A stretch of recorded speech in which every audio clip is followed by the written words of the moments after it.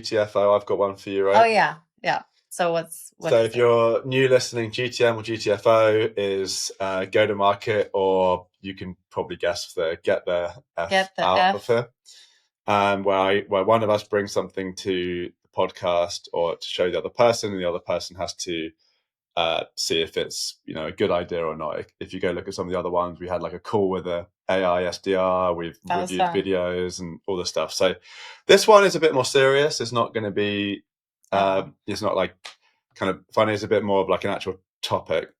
So I posted to LinkedIn earlier this week about incrementality reporting. And it sparked actually a really interesting debate that I learned a lot from, and I really enjoyed kind of seeing the healthy commentary and comments in there and back and forth. Yeah. So I thought it'd be interesting to show LinkedIn probably loved it too. The like algorithm. LinkedIn, the company, or The algo. I think I'm small fish. CEO of LinkedIn's like, this is a great post. No, the algorithm probably loved it. LinkedIn loves debates. It does, yeah. It loves comments. Comments. Dwell time. So anyway, it was cool. I liked it because incrementality reporting is something that I feel like I've got, I'm getting there with my point of view on, but I'm still trying to really harness. Yeah, it's new. It's fresh. Yeah. Yeah. So the post, I'm going to put it up on, if you're listening to the podcast, hop over to YouTube. If you're watching, I'm going to put this up onto the screen for you to look at. And then I'm going to let Chrissy read it and probably just like pause the recording so you can read through it, and then we'll come back and you can tell me your thoughts on it, because I think it's both the post and the comments. Okay. All right, so we're just going to go through the post quickly for those that are listening. So my points were, I'm not convinced about incrementality reporting. One of the points is because there's a small sample size. Most B2B companies don't have enough data for these types of A/B tests. And pipeline pressure. So one of the things with incrementality is that you have to like have a control group where you don't market to them to be able to compare against the group where you do send them this whatever particular channel and campaign. So my point was that most companies don't have the luxury of just like not marketing to people, right? There's like that having it. And then the other two are just buying complexity and untracked touch points. It's like a really complicated B2B buying process. Like, how statistically significant is this going to be when you just remove one touch point? And then the last one is just untracked touch points doesn't solve for that. And if it's going to be a really much better than multi attribution, how is it going to solve for like such a massive issue with any type of attribution reporting? Yeah. So that's the post. I'm going to bring up Justin Norris. So Justin, friend of the podcast. We've been on his podcast. He's been on ours. Great guy. And I thought his comment was interesting. So his take, and again, we'll put this up onto the YouTube channel, but I'll read it quickly. The first one was, most companies actually do have enough data to be able to make this significant. Top of funnel. For top of funnel. The second point was that it doesn't actually only require a holdout group, because you can increase spend for a segment while leaving other flat. Like that increased spend is a difference. Yep.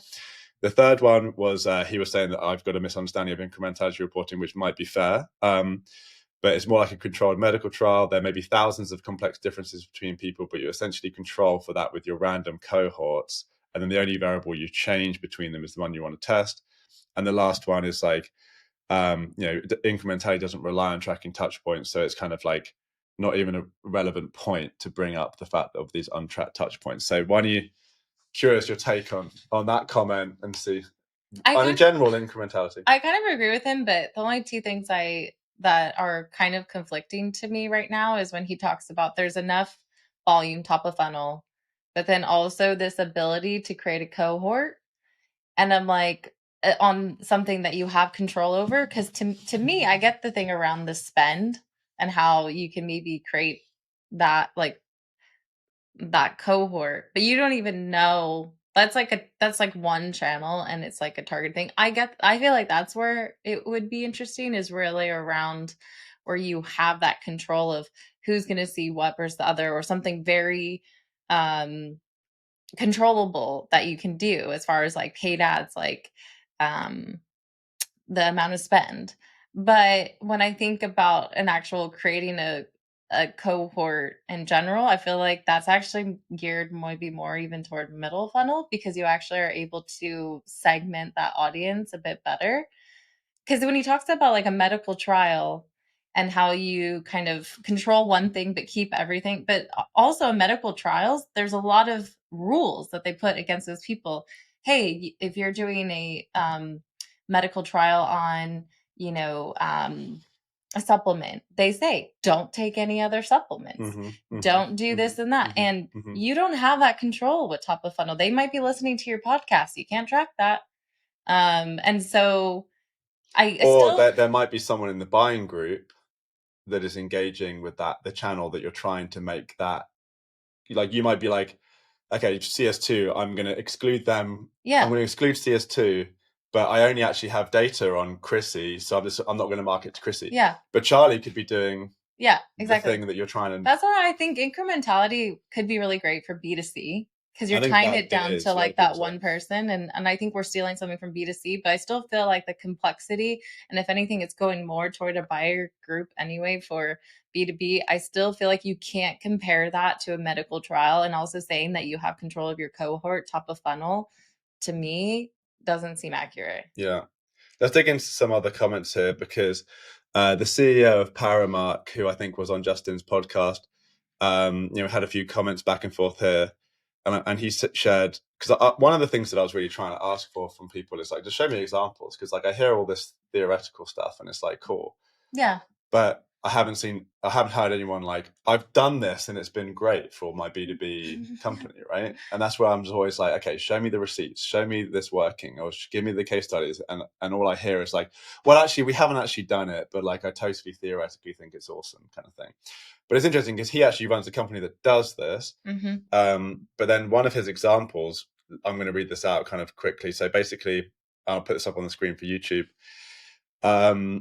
They essentially, what they did is they broke out the cohorts by state, and then they picked 8 test markets and some others to be in the control group, and then they tried out a new format on LinkedIn and only ran it in the 8 test states, and then they looked at number of leads from each market to see if they got more leads out of those 8 states than the ones that were in the control group that weren't getting the LinkedIn ads.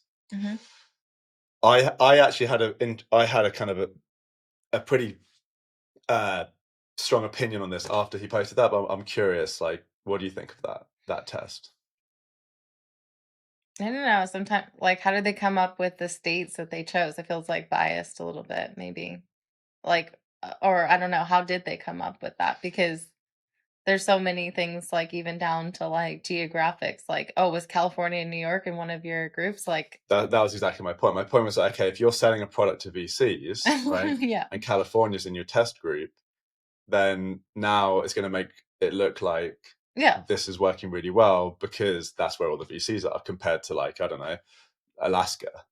So yeah. like so the problem is when you're thinking about variable control Mm-hmm. in an experiment, you now have actually 2 variables. Mm-hmm. His response was, we all help you pick the markets that can so you can kind of maybe remove some of that bias. Okay. I don't know, that fair enough. I think it's what it could be great for in telling you is if the other segments that you maybe also know that aren't that great compared to like California still aren't great. I would be like, okay, that's just showing you maybe like don't invest in those regions. And I would say, okay, well at least you get some of that data out of it. But I still feel like that's more not the what incrementality is trying to show you, because that's looking at like the effort, the channel effectiveness and stuff like that, rather than just like your segmentation is good or your ICP. So I see it that you're getting great data on something that you weren't actually trying to test. Yeah. Okay. So next we'll get to the whole actually GTM or GTFO kind of like at the Yeah. end. But Okay. another comment here from someone with an awesome name, Charlie. So he said, the problem with incrementality is that it assumes your buyers are in market and will Uh-huh. take action within the test time frame. Uh-huh. this becomes an issue if you're long consideration journey. This is back to my point of Yeah. complexity. The buyer's journey is the complex buyer's journey. For example, if you run a 4-week test, but it takes 5 weeks for a prospect to convert, the results won't capture that. Yeah. Yeah, I that's kind of what I agree too.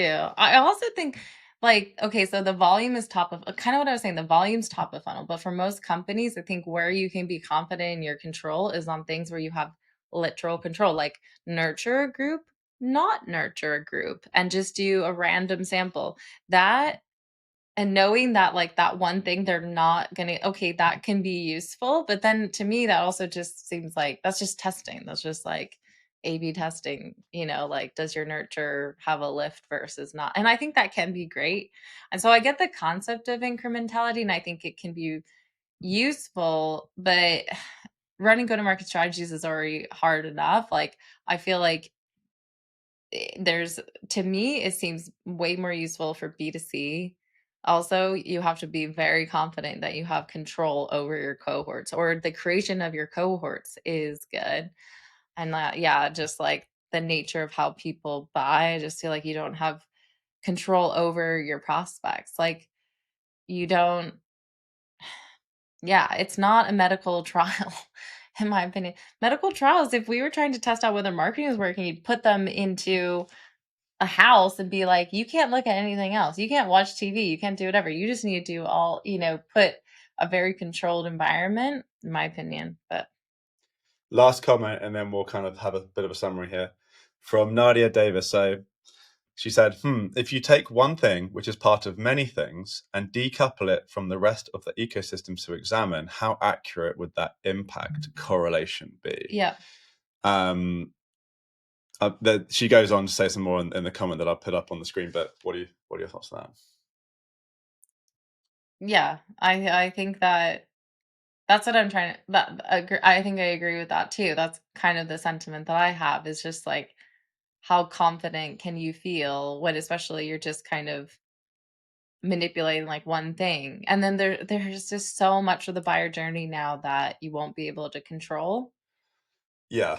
Even And literally down to like that person's gonna go call someone. They're gonna text message their friend. They're gonna ask them about your tool. Like those are the things that drive purchase actually drive it. decisions. Okay. So this is your point there is so interesting, because that I actually hadn't even thought of this as much until I did this post and had some of these comments. So your point there that is like, oh, there's so much going on, right? That we're not going to be able to track. The incrementality advocate would say, well, that doesn't matter, right? That's always kind of happening in different ways across different deals. We're going to remove one thing, change this one variable, and see if there is a significant difference between the test group, and the control group, and that shouldn't matter. But my thought on this is,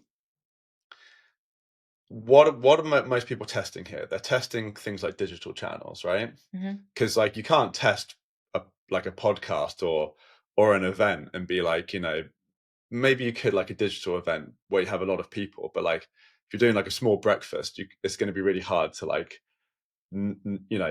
test that and make it statistically significant. But anyway, the point I'm trying to make is, um I don't think it matters that much. If so, say you're marketing to agencies and you've got CS2 in your control group, so you're not going to market to us, but you're going to market to other people. Am I not going to buy your product, you know, that dramatically, based on if I don't see a Google ad? You know what I mean? mhm, Like, how much is that ad influencing my purchase decision? And I think this comes back to a bit more of a theoretical marketing mhm, conversation that I've heard some people talk on LinkedIn, which is about like demand. mhm. A lot of people say like you don't really create demand. People have a problem that now has demand, right? Because Mhm. you're trying to solve that problem. I think you can kind of create your own demand by like, marketing to people in the right way and helping them see their problems in the right way. But I like, think that companies but create brand awareness and then the problem creates demand. And then once you have those two things very strongly, that's right, when you can get into a purchase with that company potentially. right. But and then so, but then if just like this for a few weeks, you just turn off that we see, these ads. How much is there really going to be that of a dramatic response where like now all of those people just don't buy from you because there's like all these other channels that they can be engaging with you Mhm. from, right? And there's like all of just like the stuff that the trackable stuff that we're pushing out there versus the non-trackable stuff. So it's kind of like coming down to like how influential is each individual touch point. And I know they're saying like incrementality isn't about touch points, but like touch point meaning someone's interaction with your brand, whether it's like actually tracked or not. So how valuable is each one when there's hundreds, maybe thousands across the buyer's journey, particularly in big enterprise deals where there might be like 20 people in a purchasing decision? How important is it that just like this one channel, it's that one channel isn't going to be the difference between them buying or not, or them like coming into your pipeline or not, at kind of such a massive scale that the Yeah. results are going to be that interesting. Yeah. That's the thing that I have. That is the one thing that's kind of making me really question this, and that's why I want to see examples. Like, show me Yeah. I want to see examples. I took this out, and then this. I saw this massive difference in conversion rates, or this massive difference in pipeline generated when these people were marketed to for this channel, and these people weren't. And that's I know, and I kept on asking anyone that's had anything positive. I would say, can you please give me an example? And no one. I didn't see. No, had no examples. Yeah, same So thing it's like kind of where like, the other day I asked like who's doing outbound with AI? Great. It's like, oh, this one influencer who talks about it all the time is doing it great. It's like cool. yeah. Um And obviously, side point.